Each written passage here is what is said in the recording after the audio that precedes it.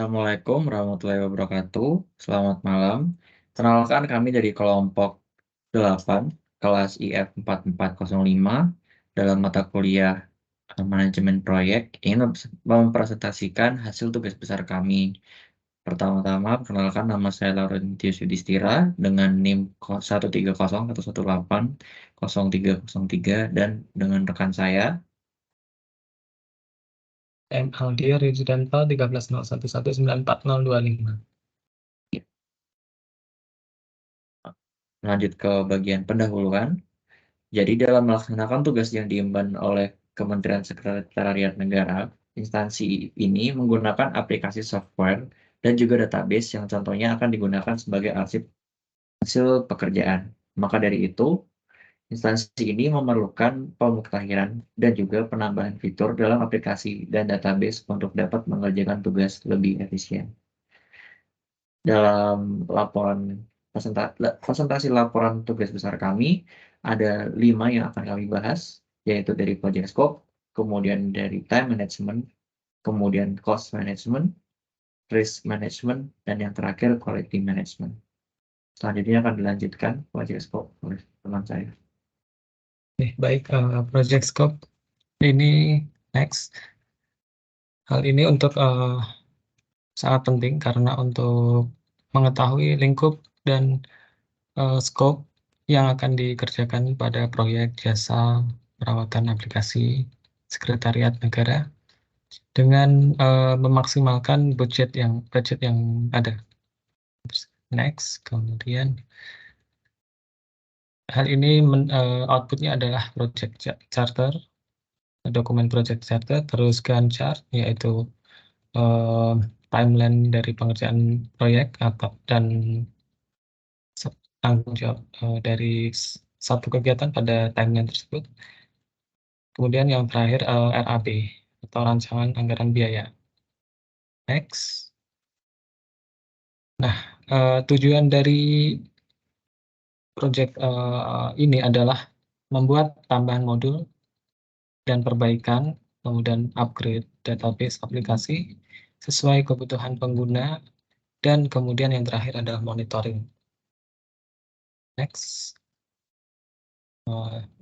Tanggal dilaksanakan proyek ini diusulkan mulai tanggal 3 April dan diperkirakan selesai tanggal 29 Desember 2023. Anggaran yang disediakan sebesar 712 sekian juta. Next. Nah, lokasi dari pengerjaan proyek ini dilakukan di Kantor Sekretariat Negara, Jalan Veteran nomor 18, Jakarta Pusat, dan tempat usaha instansi kerja. Next.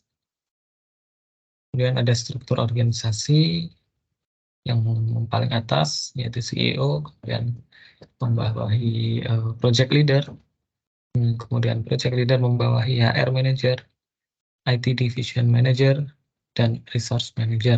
Nah, di IT division manager membawahi programmer. Next. Kemudian time management akan dijelaskan oleh rekan saya. Memasuki bagian time management, seperti yang ada di layar, yaitu menjelaskan dengan Gantt chart. Setelah menentukan skop dari proyek, kemudian kami membuat rencana pembagian waktu pengerjaan dari proyek. Untuk memudahkan dalam manajemen waktu, dibutuhkan aplikasi Project Libre untuk mengelola hal apa saja yang perlu dikerjakan dalam proyek jasa perawatan aplikasi Sekretariat Negara ini, serta menentukan siapa yang bertanggung jawab dalam kegiatan proyek. Seperti sudah dijelaskan tadi, bahwa proyek ini dilaksanakan mulai dari tanggal 3 April 2023 hingga 29 Desember 2023, dan secara detail bisa dilihat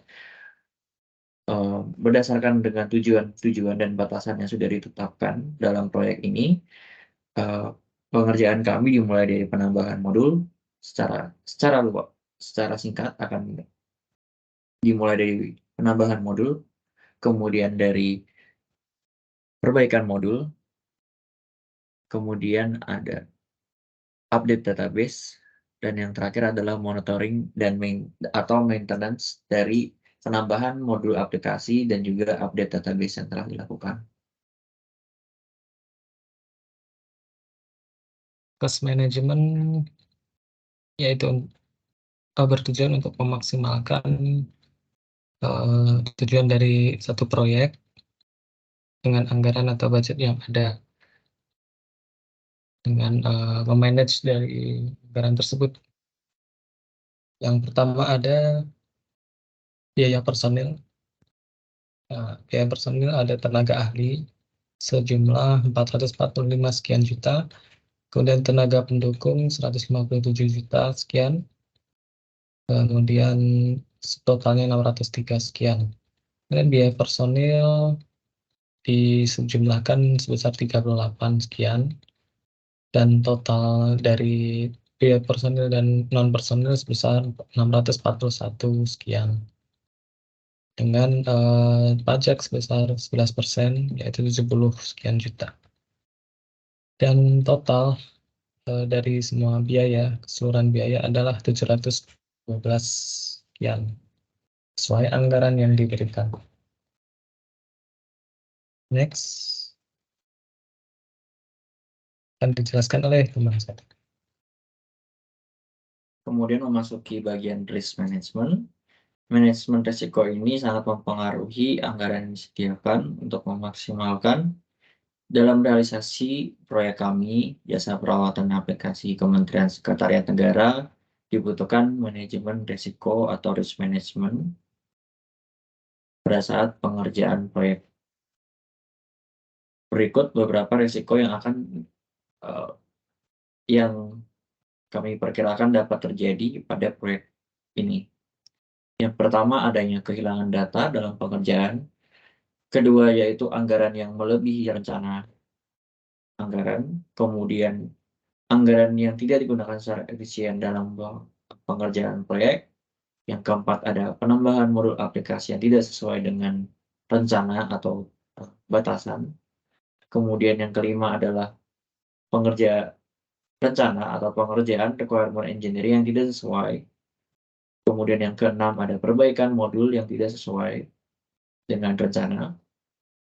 Ketujuh, tidak ada langkah alternatif dalam pengerjaan proyek, sehingga tidak ada penyelesaian masalah jika terjadi resiko-resiko yang mungkin terjadi dalam pengerjaan proyek, terutama dalam bagian programming. Yang kedelapan adalah pengerjaan proyek melebihi batas waktu. Yang kesembilan adalah komunikasi antar anggota tim proyek kurang, sehingga mempengaruhi dalam kualitas proyek. Dan yang terakhir, tidak ada penilaian atau pengukuran keberhasilan pada evaluasi pekerjaan proyek ini. Dengan output kami, yaitu dibentuknya risk register seperti yang sudah ditampilkan, dan juga risk probability atau impact matrix yang sudah dibuat dan tersedia dalam link yang ada di presentasi kami. Selanjutnya, quality management akan dilanjutkan oleh rekan saya. Untuk seperti yang dijelaskan pada manajemen risiko dalam evaluasi terhadap proyek, bagaimana keberhasilan setiap kegiatan dalam proyek akan diukur menggunakan metode quality assurance, di mana akan dilakukan benchmarking dalam menjaga kualitas dari setiap kegiatan yang ada pada proyek. Seperti model aplikasi yang diubah atau diupdate, dan update terhadap database dan sebagainya. Apakah sesuai dengan penilaian atau kesesuaian dari tujuan proyek atau tidak. Kemudian quality control.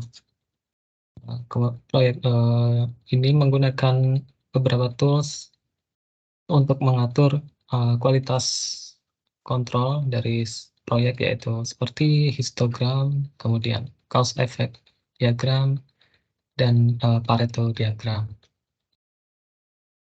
Begitulah cara menilai dari proyek. Terima kasih.